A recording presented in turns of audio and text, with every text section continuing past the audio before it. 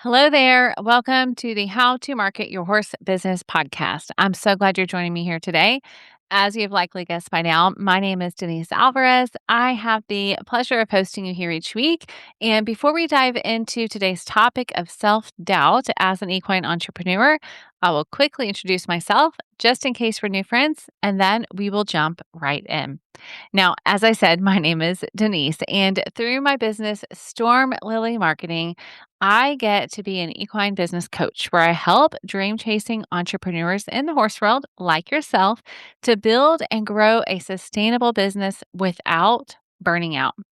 All that I do, friends, is so that you, as an entrepreneur, can be out in the barn or the arena doing what it is that you love to do. Now, I realize that that's a small snippet when I say the barn or the arena. I typically go much deeper because you could be in the round pen, you could be behind the camera lens, you could be at the computer, you could be at the expo.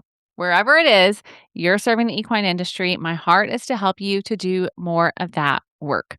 And today we're going to do that by way of I've almost said conquering self doubt, but I'm actually not going to say that. Let's say combating, right? Because it's a battle that many of us face. Now, I want to talk to you about some of the ways this shows up. Most likely, you've felt some of these things or experienced some of these things. And the reason I can share this with you is two parts, okay? Because my clients experience it and I experience it too. And so let's just bring it to the forefront and talk about some practical ways that we can address it and deal with it and keep it from stalling our growth. So, some of these things, like I said, you may say, yep, been there, done that. That's me. So, for example, I had a client literally launching a program that we knew her people had been asking for. And she has years of proof to back it up that what she's teaching works, right? That her program, her system works. And yet, still, self doubt creeps in, saying, is this really what I should be doing? Are people actually going to buy? Have I taken the right steps? Am I the right one to do this? Again, I'm sure you've felt or experienced some of these things. I had another client who was invited to present at a pretty large equine expo and had some of these same thoughts, right? Did they really mean to hire me? Is anybody even going to show up for my sessions? Self doubt. Some of you, it may be you are invited to host a clinic or you're hosting your own event. Or it may be that it's not new levels, new ideas, and new launches, but it perhaps might be that things aren't going as planned. It's not looking the way that you thought it would as you are launching or building or growing. Your sales are down, your leads are down, and what happens? That self doubt creeps in. Or it may not be a particular event. It may be our lovely friend comparison. As you are scrolling, as you are hearing people's stories, as you're seeing other people experience success, and you begin to think, is my version of success still the right one for me? Or am I wanting what success looks like for them? And am I doing the right things or should I be doing what they are doing? And those are all messages of self doubt. And again, I want you to know it is not just you, okay? And that I am not immune. Yes, I have the pleasure of coaching equine entrepreneurs. And so I am on this side, hearing people work through these self doubts sometimes. And sometimes I'm the one working through it with other people, and they're helping me to face those things. Literally, just last week, I was telling my sister about some things I was walking through in the business and with Storm Lily Ranch and how I was feeling about them and the self doubt that was running through my head. And yes, even as I said it, I told her, like, hey, I know this isn't the truth, but this is what I'm feeling in this moment. And she literally said, gosh, you sound just like one of my friends who is a photographer and has his own business and is literally saying these same things as you. And I told her what you guys already know. There is absolutely something unique about entrepreneurship that makes every rise and every fall of the business feel like a personal reflection of you. That is really a large piece of what we have to battle. It's different from the person who is an employee who is checking in, clocking in. That's not wrong. Different is not better. It's just different when you're the employee versus when you're the owner of the business. It oftentimes looks like not saying, "What did I do wrong?" or "How can I learn from this?" or "What could I have done differently to get a different outcome when something doesn't work?" to instead this instant personal reflection of what is wrong with me. Am I actually cut out for this work? Did I make a wrong life choice? We take it personally even if we know better, right? Now, I do want to acknowledge, okay, that this is not just a fluffy mindset moment without realizing that sometimes that self doubt is actually a signal to yourself to pause and look at the data. So let me just encourage you in that this is, I am not saying that every time you have some doubts that you should just ignore them and that it's just self doubt and you just need to do some of these practical things that we're going to talk about, which will help. I also acknowledge that as a business owner, sometimes those feelings that you have are really just data about what's going on in the business. Okay. And this is where we'll talk about some of this reflection is so important to know the difference of. But it may be self doubt, but it may be that you realize, oh, I don't have clarity around these things, or I don't know for certain that this is a product that's in demand or that the offer that I'm creating is something that the market really is after. Okay. Those can be important keys or they can be important light bulb moments that I don't want you to miss. So I'm not saying that every time you have some doubt that it's just a mindset thing. Okay. By any means. I am saying as an entrepreneur, it's important for us to pause whatever the doubts are that are creeping up and have some tools in our toolbox for how we're going to deal with them, how we're going to determine what we need to do with them, and how we're going to shift it so that whatever it is we decide to do, we can do it from a place of confidence and we can do it from a place of knowing it's not a reflection of us as an individual and our person and our value. Okay. Now, again, as I told you, is normalizing it. I want to normalize it first because sometimes we hear in our head, if we're having those thoughts, that we are weak or that we are failing or that the fact that we're having the doubts means we made the wrong choice to become an entrepreneur. And that is absolutely not the case. All right. Because if we sit in those thoughts, it actually can be dangerous to you and your business. And here's what I mean. Okay. When we let self doubt simmer without taking the time to really evaluate it, like we're going to talk about in a few minutes, the danger of that is you start to believe it. If you say something to yourself over and over again, we know this, and I'm so grateful to live in a time where this is actually talked about more and more, this idea of self talk and the things that we say out loud or in our mind. We truly do start to convince ourselves that that's what is true. So if you let your self doubt simmer, you're going to start to believe it. In addition, it's going to show up in your energy. It's going to show up in how you sell. It's going to show up in how you talk about yourself and how you talk about your business. It's going to show up in the emails that you're writing, the content that you're creating. They're going to feel that lack of confidence coming across if you sit in your self doubt. And then what's going to happen? It's going to stall your growth because truly, if you don't believe it, are your potential customers going to believe it too? Most likely not, because they can feel it. And so some of you have been dealing with some stuckness, some feeling stalled in the growth that you want to experience in your business. And I want to invite you to just reflect and consider if it's because of the way you are already talking to yourself about what those things mean. And so you are not encouraged to try, not necessarily try harder, but to keep after it, to be consistent, to show up in a different way because you're just telling yourself it's about you or it's not going to work, and they can feel that. And so ultimately, it does stall your growth.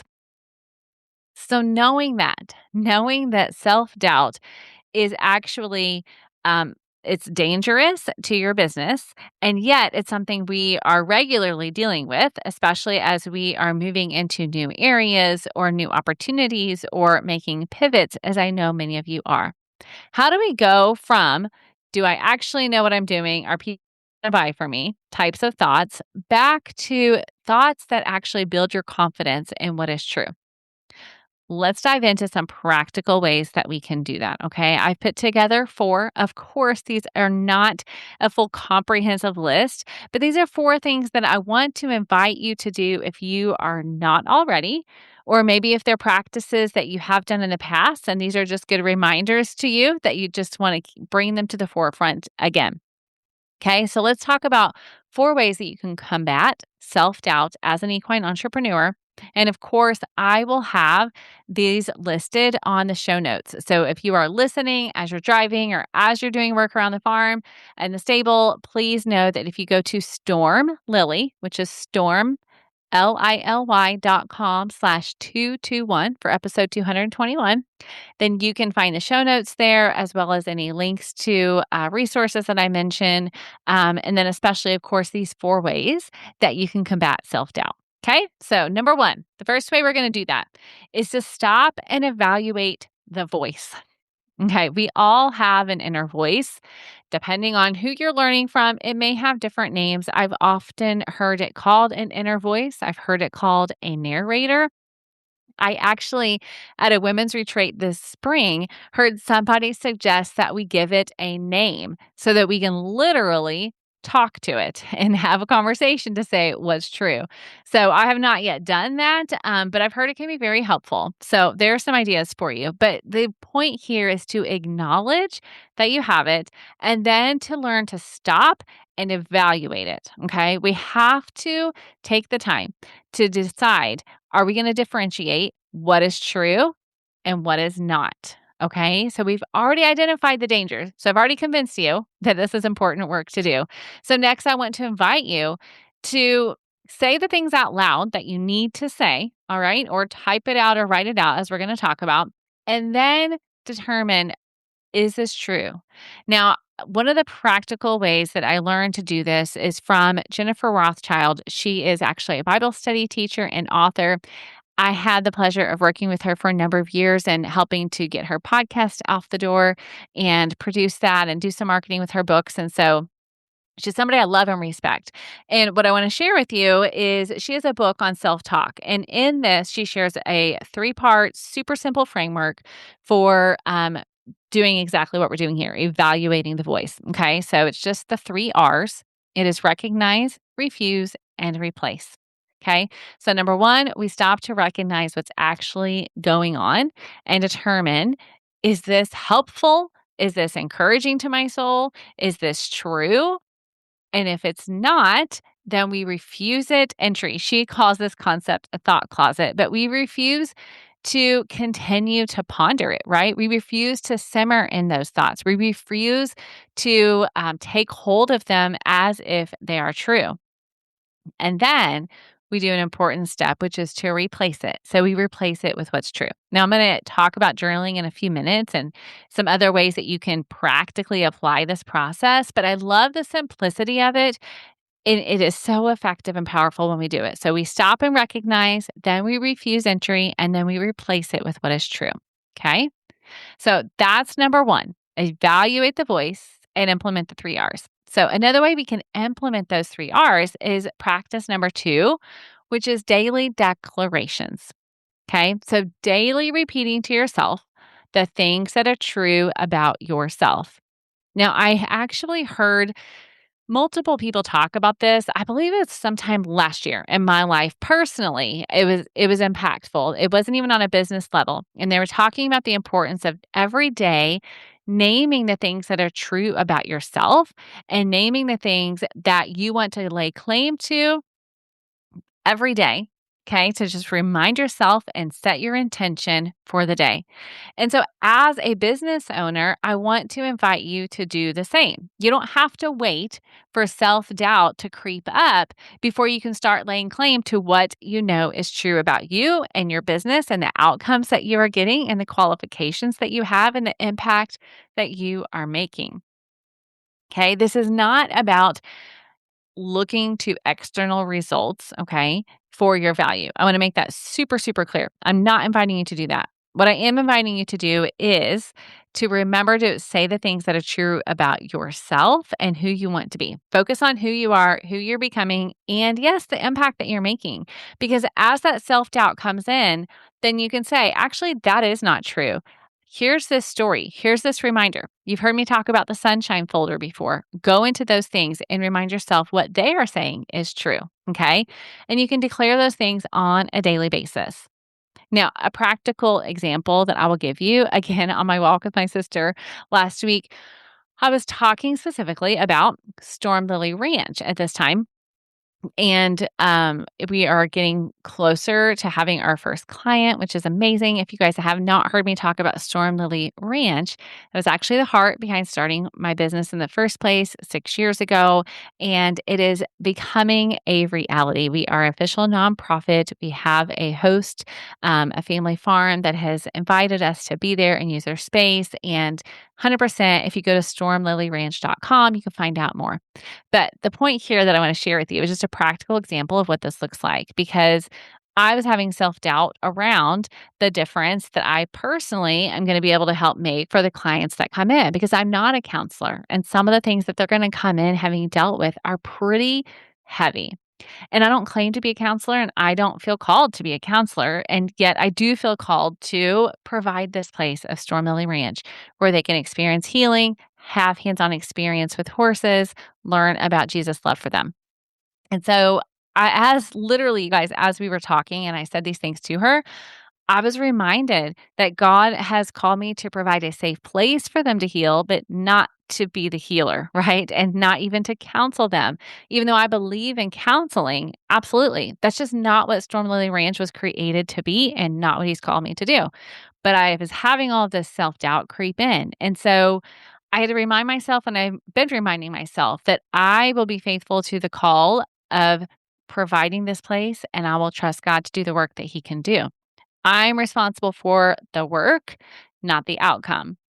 And so the same can be true for you guys in your businesses. Flesh some of these things out and then determine what are the things that I'm going to declare every day that are true about what I am called to do in my business, about what the vision is for my equine business. Maybe for you, it is repeating the vision that you have, the mission that you have for your business, the people that you want to help, the horses that you believe you are supposed to be helping and how you're supposed to be helping them, and that you are only responsible for the work that you can do. You can control what you can control. That could be another one, right? I will control what I can control. And part of this is your thoughts. Okay. You can control those things when they come up. I wish I could remember. I just had this quote come to mind, you guys, but I didn't write it down to look up who said it. And so I might botch it just a little bit. But the idea here is essentially like I can't control if birds are flying around my head, but I can control if they make a nest in my hair. I know that sounds kind of weird as I say it. And I will look it up and put it in the show notes for you. Okay. But the point is, you may have thoughts, fleeting thoughts that come and go with self doubt, but you get to determine if you're going to hold on to them, let them simmer, or if you're going to use some of these practical ways to stop them in their tracks, refuse them, and then tell yourself what's true. Okay. So, number 2 is daily declarations. Daily saying to yourself the things that are true about yourself and your business and where you are headed. Okay. The third practical way that you can combat self doubt as an equine entrepreneur is to journal. Now, please don't turn me off if you're not a journaler, because I will be honest with you, I am not either. This is a practice I am trying to learn because I know how helpful and valuable it can be. I know it from talking to people. I know it from a personal perspective when I've done it. And I know science backs it up. And you guys probably know that as well. What's actually so cool is I found this article that was saying the neuroimaging research reveals that expressive writing activates the prefrontal cortex, where your executive control center, while also dampening activity in the amygdala, which is our threat detection system. It's a neurological shift that is the foundation of journaling's anxiety reducing effects. Isn't that so cool? It also promotes neuroplasticity, our ability to form new neural connections. And they literally back this up with brain scans. So how cool is that? So it does work. So whether you are someone who does it and you're like cheering me on and saying, Denise, do it, you're going to love it. Or if you're like me and saying, okay, I believe it can work, but I haven't quite figured it out yet, I want to encourage you that it actually can help you with this process and help you to combat the self doubt. So I want to give you just a couple of prompts that I found that may help you as you dive into this. And if you have journaling prompts that you love and that you use, please feel free to send them to me. Always looking for some good ideas to help me figure out what to write when I pull out my notebook.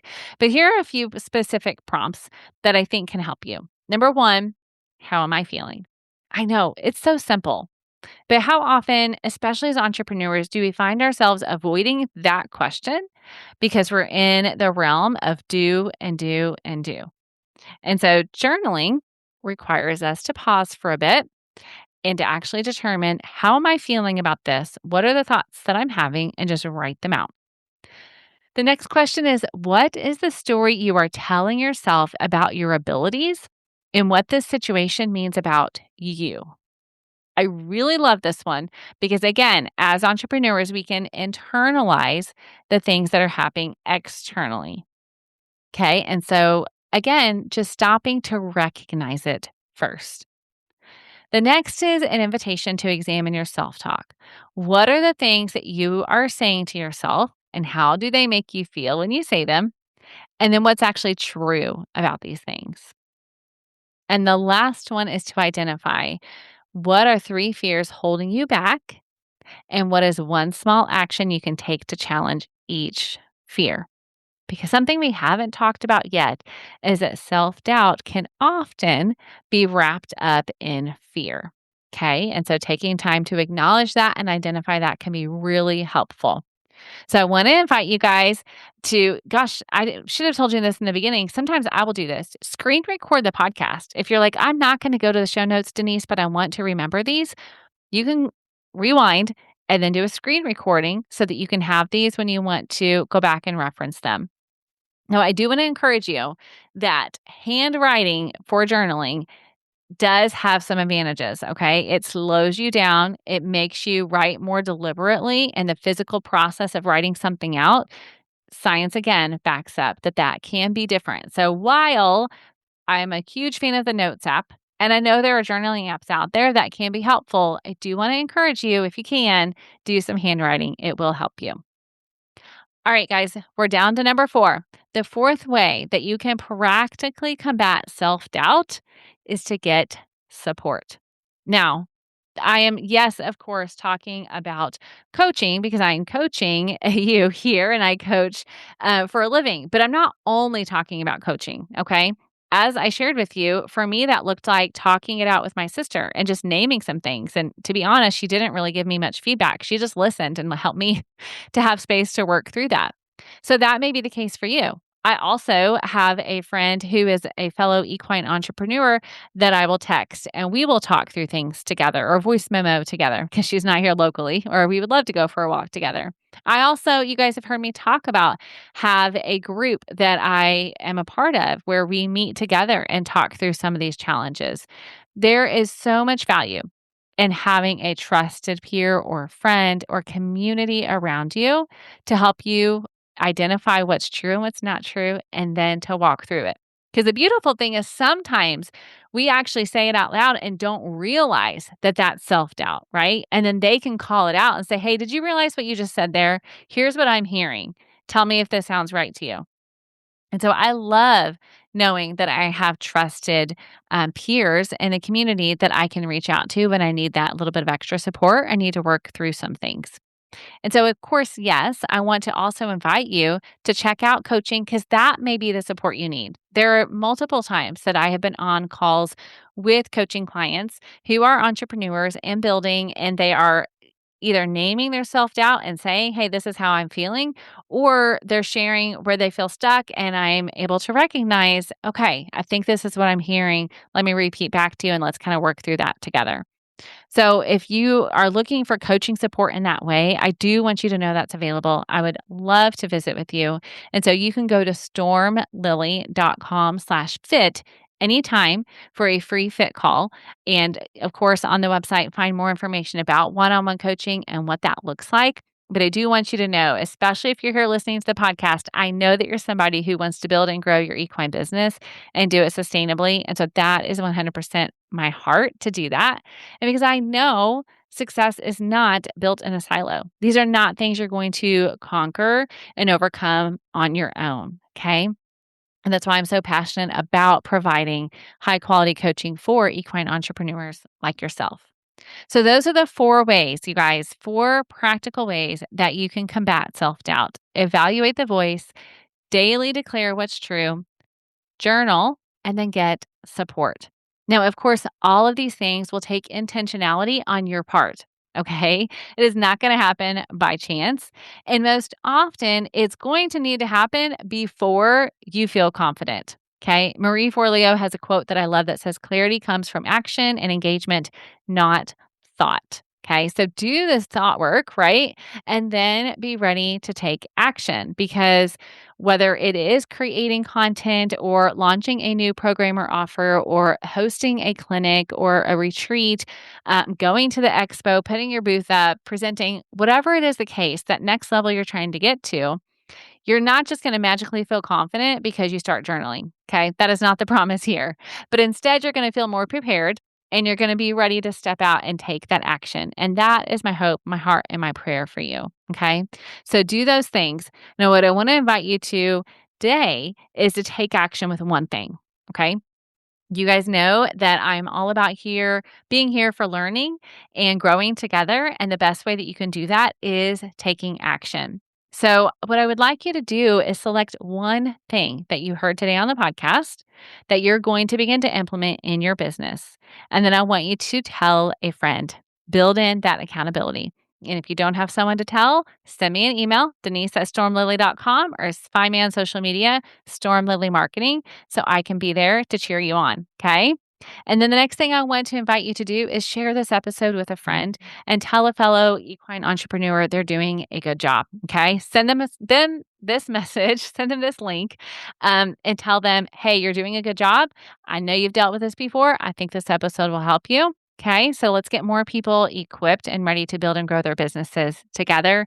And then, of course, if coaching support is something that you would like, I would love to invite you to apply to work with me. So if you head to stormlily.com/fit, you will find the information there. We can get on a call together and I can get to meet you, learn more about your goals for your business, where you're headed, and see if coaching is a great fit for you right now in this season. I promise to be 1,000% honest with you guys.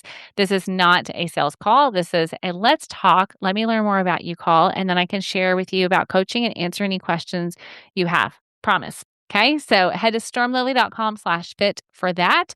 And now it's time to head out and take some action. Have an amazing day, guys. I'll see you back here for the next episode.